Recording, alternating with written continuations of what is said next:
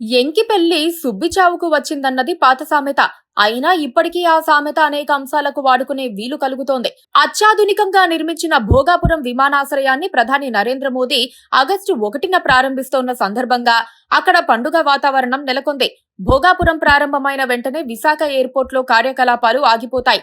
దాంతో అక్కడ పనిచేస్తోన్న 700 మంది ఉద్యోగులను ఒక కలం పోటులో తొలగించేశారు.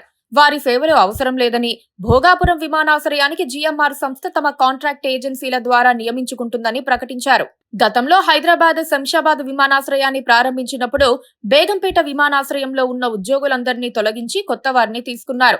అప్పట్లో చాలా మందికి ఉపాధి పోయి లబోదిబోమన్నారు. కొందరు ఎలాగోలా బతికారు, కానీ మిగతా వాళ్ళు హైదరాబాద్ వదిలి వెళ్లిపోవాల్సి వచ్చింది. ఇప్పుడు భోగాపురంలో అదే జరుగుతోంది. భోగాపురం ఎయిర్పోర్టు ఉత్తరాంధ్రకే తలమానికమని పాలకులు గొప్పగా చెబుతున్నారు.